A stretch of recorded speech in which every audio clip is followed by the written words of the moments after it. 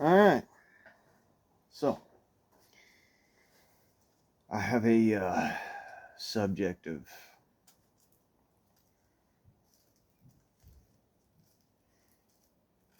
extreme controversy. I'll put it that way. A lot of folks are going to hate me for what I have to say, but I have to say it. Because after what I experienced dealing with similar or the same issues, uh,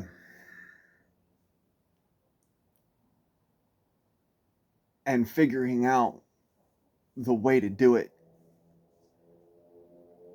I figured that I have to help people with this because the other option is that I did nothing. So, for those of you who may be dealing with depression, anxiety, or stress that has been caused by a trauma in your life that causes you to have things like nightmares or the night sweats and night terrors, or causes you to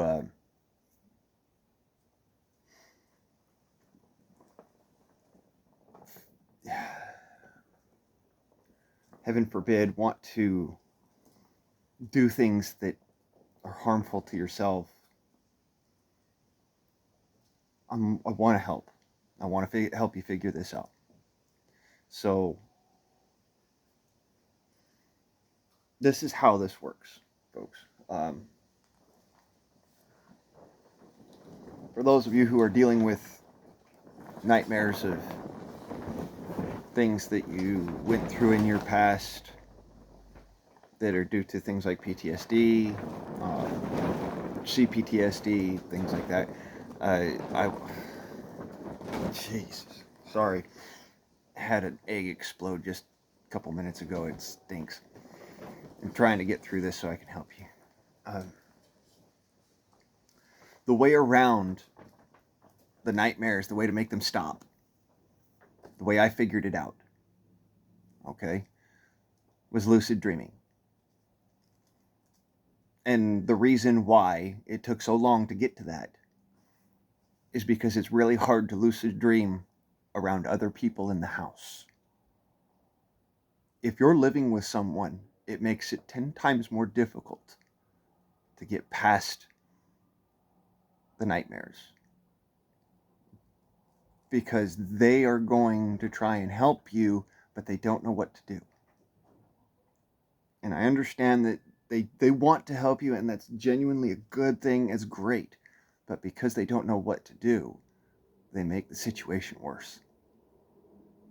And I'm not trying to bash anybody for trying to help. I want you to try and help. But if you have somebody in your life who is going through PTSD or CPTSD and is having night sweats, night terrors, nightmares,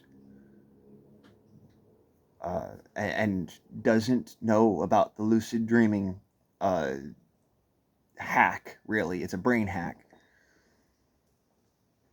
then this is the video for you. Just like any one of you who are going through this, this is the video for you. Okay? So, I mentioned lucid dreaming. When I was younger, about 25 years old, after I'd already been, down on the border and doing all sorts of shit down there and dealing with chaos and things that to this day make me fucking wonder why I did it, but still I'm thankful I did because it taught me a lot.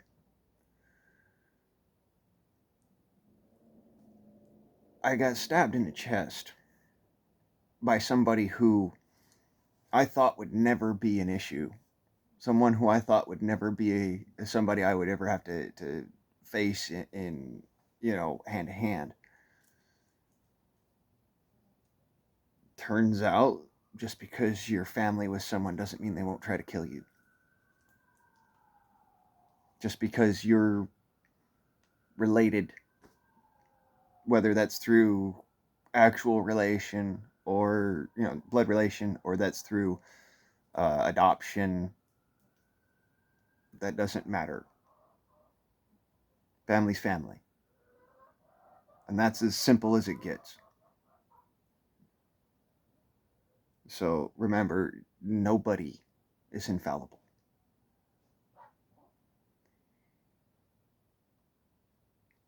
After I went through all of that, I couldn't sleep when my mother or my sisters would be around me in the room. Like they'd go to walk down the stairs or something, and because I sleep better on a couch, honestly, or on the floor, um, they would walk past me as I slept in the living room, and I would wake up because my brain is telling me, danger, you need to be awake. You might have to kill something or someone. Wake up. And I did not sleep normally for almost 4 years. It wasn't until I was living alone, doing the thing of, being a private security guard, and it's after my dad had died, and I finally figured it out. I was having a dream, and the dream was going sour. You know, I was quickly going through issues that had already passed, and then was going into things that my brain thought could happen. And I tried lucid dreaming, tried it. At that moment, I said, no, wait, this is a dream. This can't be real. Suddenly, things changed in the dream landscape, and stuff started to be peaceful. And for the first night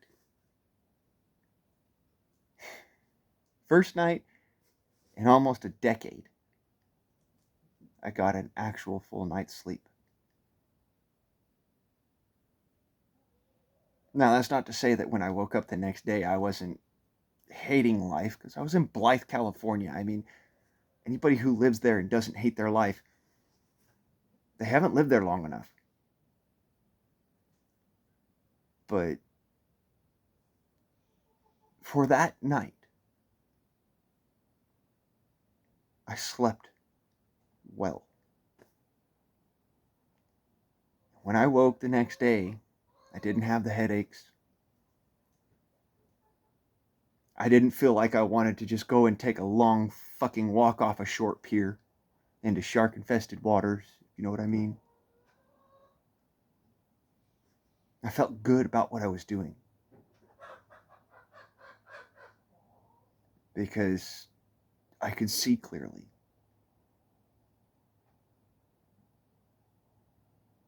I could understand what was going on around me. And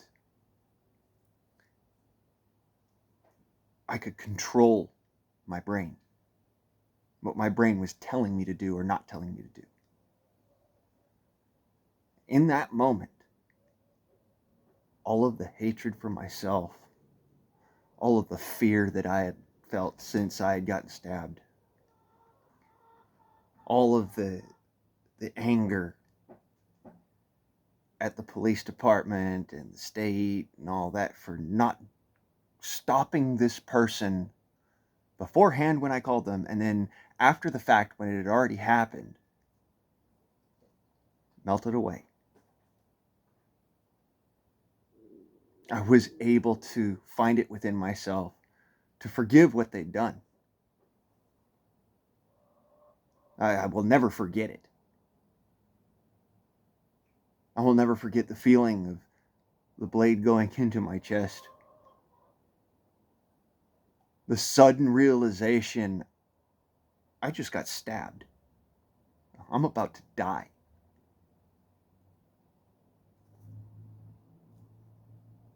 That will never go away. And it can't. It's a good lesson to learn. But the realization of that is what helps you to cope with it. Understanding that you don't have control over anything. It's a scary thought. But being able to control yourself gives you power in that reality. You can control your actions. You can control your thoughts. You can say this isn't right and I'm not going to allow it. And that's the difference. That's why today, I can walk around in public and be not as worried, still hyper aware, hypersensitive, but not as worried that the person walking towards me down the freaking sidewalk is going to shank me in the ribs. Honest to God truth. I can see the so-called IED in the middle of the road, the plastic bag that isn't moving, just seems to be waving in the wind, got something in it. I can drive right over the top of that. And yes, before you ask, when I was down on the Colorado River, more than once, I drove over a signal mine. So, don't try and say, oh, well, you don't know what the fuck you're talking about. IEDs aren't going to go through. You never experienced. Yeah, I did. Yes, I did. And it is still, to this day, a terrifying thought. I might die. But the thought that keeps me going, we all have to die someday. I'm going to keep myself here as long as I can so I can do as much good as I can.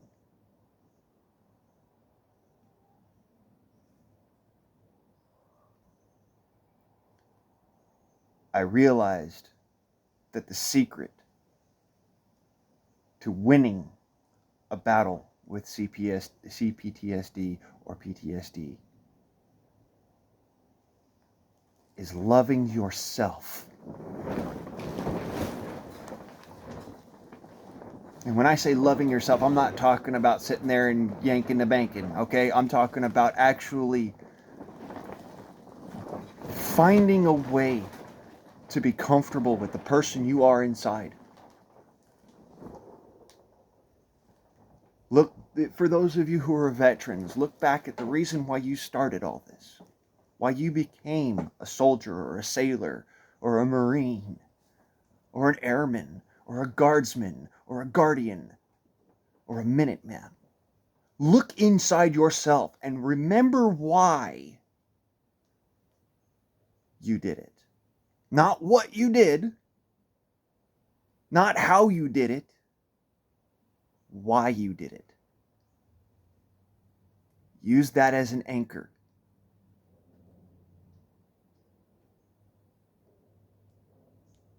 Remember that a stormy sea always becomes calm again.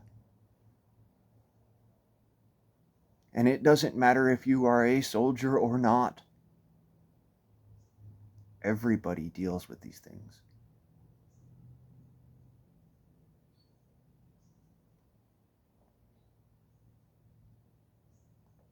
You might find it ironic I'm sitting here talking about trusting yourself when I'm wearing a t-shirt that says don't trust anyone.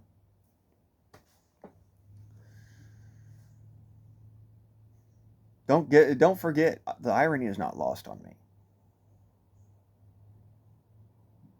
I realize how stupid it looks.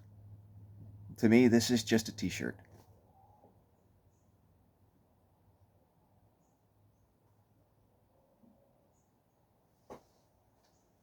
The real reality The reason that I started it all, and the thing that keeps me driving forwards,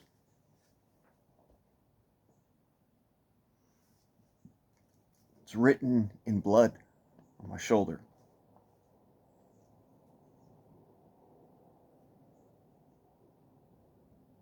Non calculabit super me, non satis temporis, mi fideo exeter, semper exeter.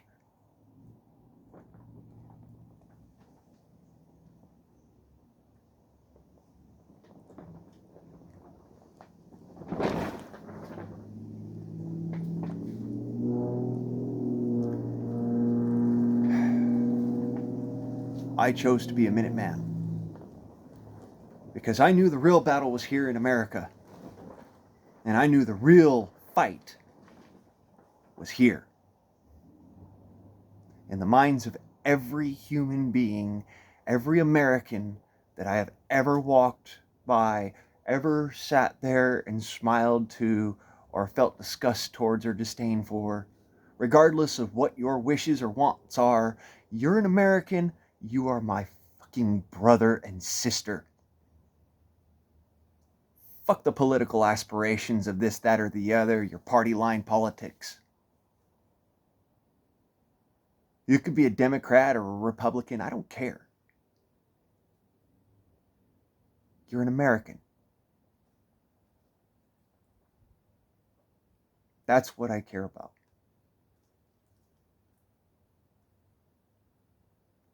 We are born of the same country, cut from the same cloth. It doesn't matter whether you were dyed red or blue or yellow. We all came from the same starting piece.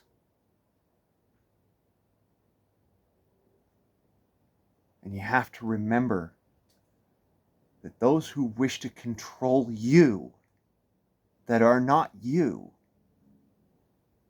mean to be your masters. They promise to be good masters, but they promise to be masters. They claim they will govern well, but they mean to govern. And this is why I say what I say. Don't put your faith in politics. Don't put your faith in some bureaucratical organization. Put your faith in you. Remember that you are the strongest person you know. And you can only be that strong if you push yourself to be that strong. And I'm not talking about physically. I have met some of the strongest people in the world who are in fucking wheelchairs. Quadriplegics, paraplegics, people with spina bifida, cerebral palsy. The strongest people I have ever met can barely lift a pencil.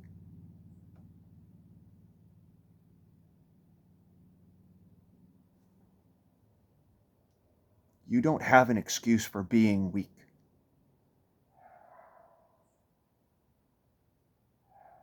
You don't have an excuse for allowing your depression or your feelings to overrule good logic and reason.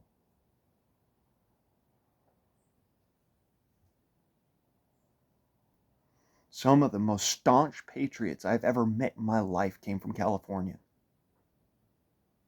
People who would die here on American soil to protect American lives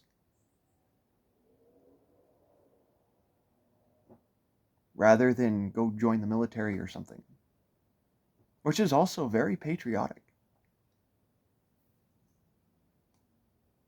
I'm not belittling that or degrading that sacrifice. Let me be clear. I'm saying that the difference between the soldier and the Minuteman, or the soldier and the militia,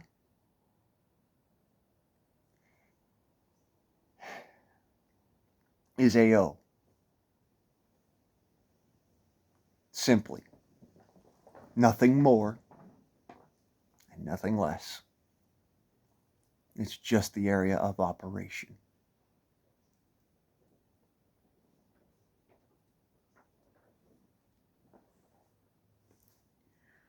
So today, when you go out and about, you see somebody sitting there drinking themselves to death on the side of the road,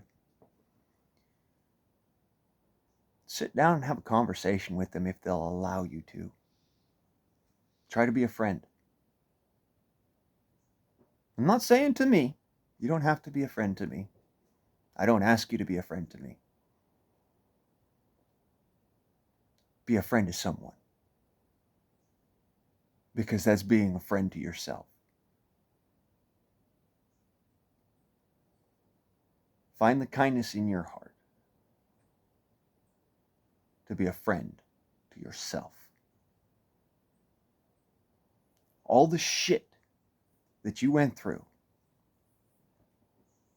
makes you a strong person if you use it correctly.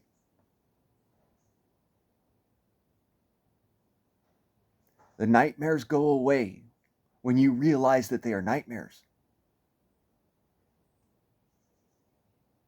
Pretty soon you'll stop dreaming, or at least stop remembering the dream. And yeah, it's a scary thought. Every time you go to sleep and close your eyes, nothing but blackness. But in my opinion, that's far better than every time waking up in cold sweats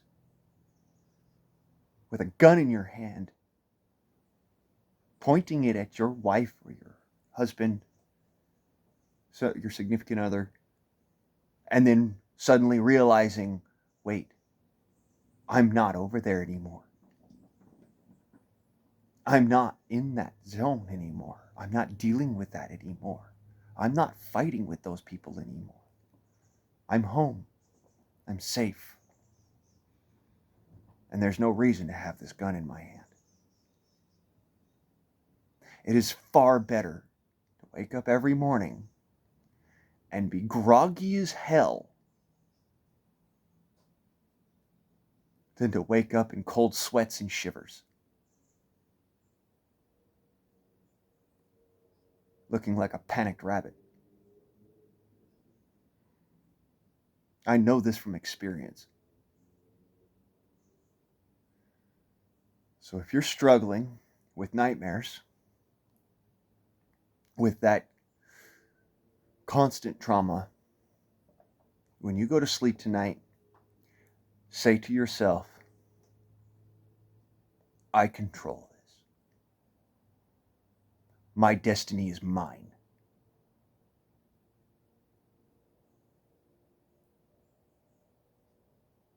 And when you start dreaming, remind yourself, it's only a dream. I can make this go any way I want.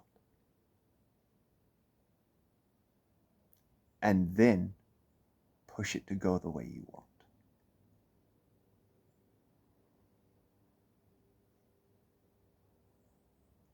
I stopped having nightmares about 7, maybe 8 years ago. I was still on probation when I stopped having nightmares. And y'all can kind of see the transition in my videos where that happened.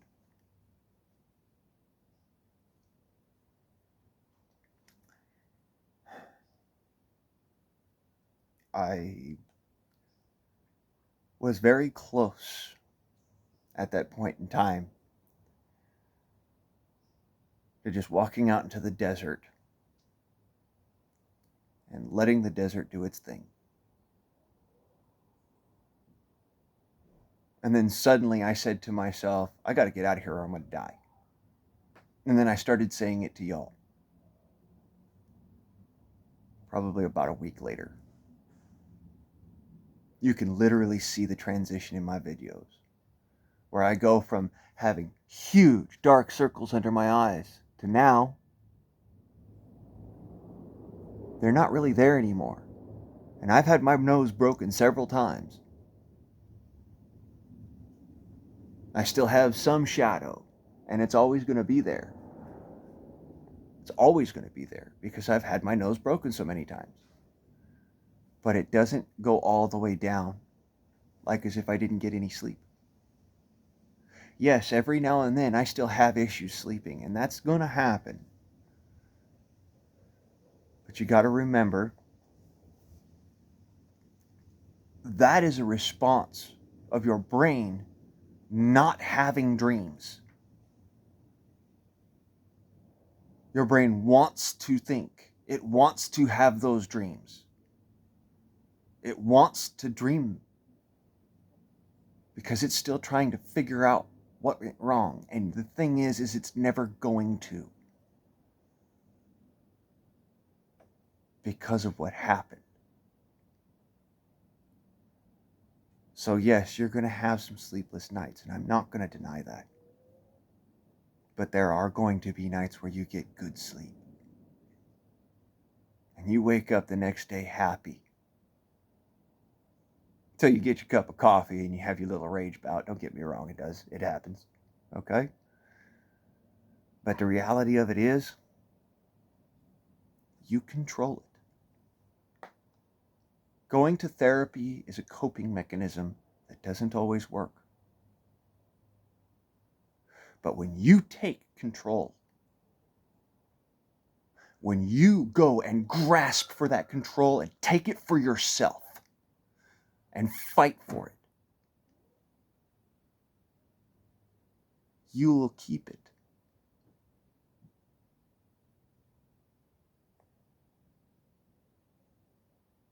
Now you see why I say you can win. You control things. You control the outcome. Drugs are a cop-out. And when I say drugs are a cop-out, I mean pharmaceuticals are a cop-out. Yes, they help you deal with it right now because they're doing the thing that you should be able to do yourself, which is shut off that part of your brain that is constantly having those second thoughts, that guilt holding you back. And I know it happens. Trust me, I do. That is one thing you should trust me about. I know that guilt is there. My best friend from middle school died over in Iraq. My best friend from childhood died in the salt mines in Utah.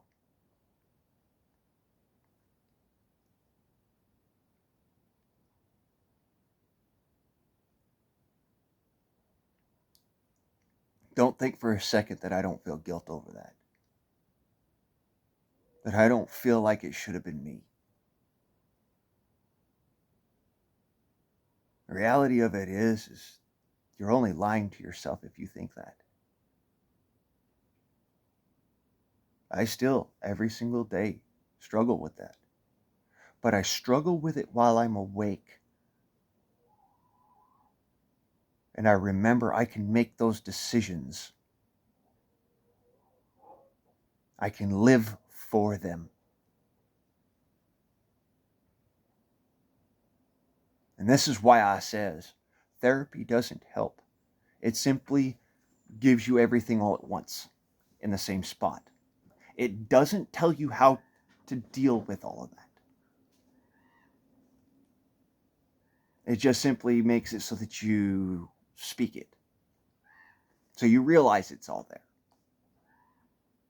And the problem with that is that a professional is mandated to report it. Even if they say, well, HIPAA laws prohibit they have to go and tell someone over it. Especially if it's something that could be dangerous or hazardous, or it's a thought that could lead to. You see what I'm saying? Remember that at your darkest moment, you still control the outcome. And you can make light in that darkness. This is what the saying, "into the darkness to uphold the light," means. I know that what I'm dealing with is dark and it's evil. But I deal with it. I do not let it deal me a bad hand. I do not let it deal me out of existence. I shoulder that burden and I march forwards. And this is something you need to recollect for yourself to do. Your therapist can tell you to do it. They can give you that pat on the back and that smile and say, well, it's okay. Thank you for saying it. That doesn't make it go away. They can give you drugs. That is literally a half measure. And what did I say about half measures? They always come back to bite you in the ass. Always. I have never dealt with a half measure in my life that didn't come back to bite me in the ass.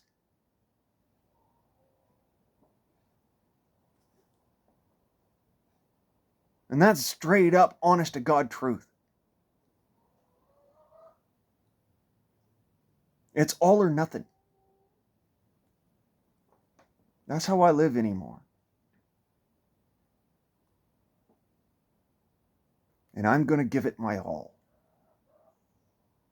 Because you deserve that. I know I don't. But I know you do. And this is why I says,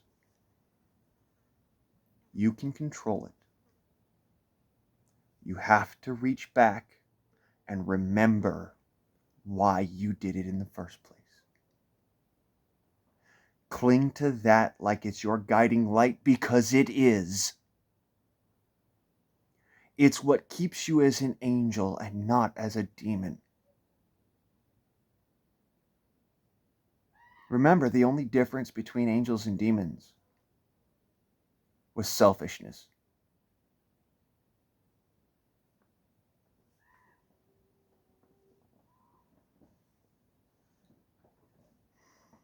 Anyways,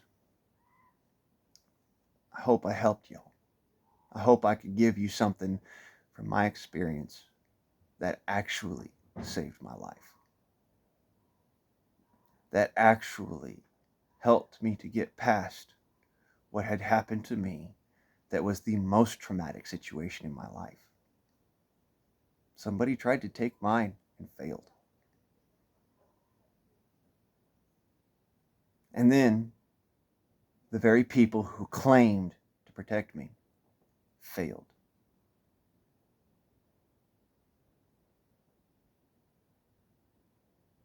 I realized I'm the only one who can. I'm the only one who has that power to protect me. And it goes the same for you. You're the only one who has that power to protect you, to hold yourself to the fire, and to douse yourself when you catch fire.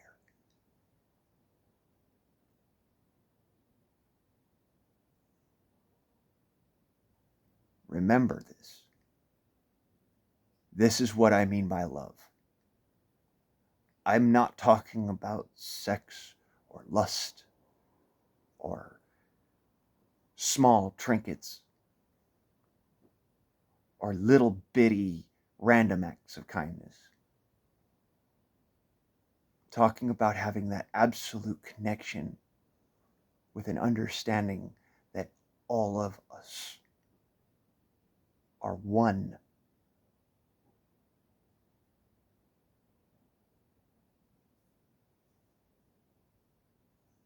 Hatred doesn't enter this room. The only thing you should be hating is what folks stand for, not who they are. I hope I helped y'all. I hope I got something through. Because I've watched a lot of my friends die. Probably a lot less than a lot of you have. But I watched them die for the same reasons.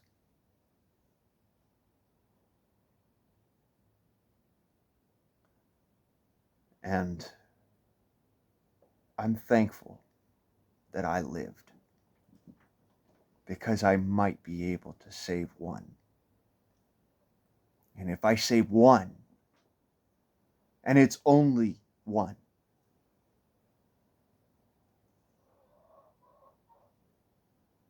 then it was worth it.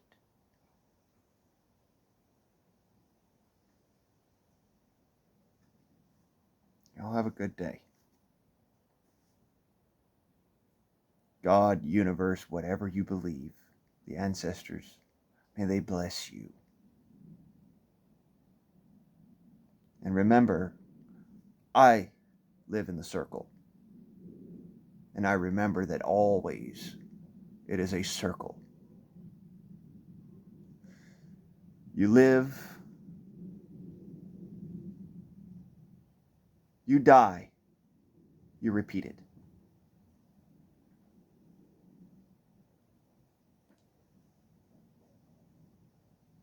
Yoahakaheshia.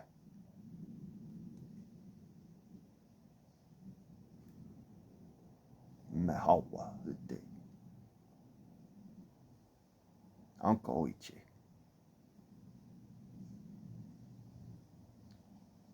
Thank you. Y'all have a good day.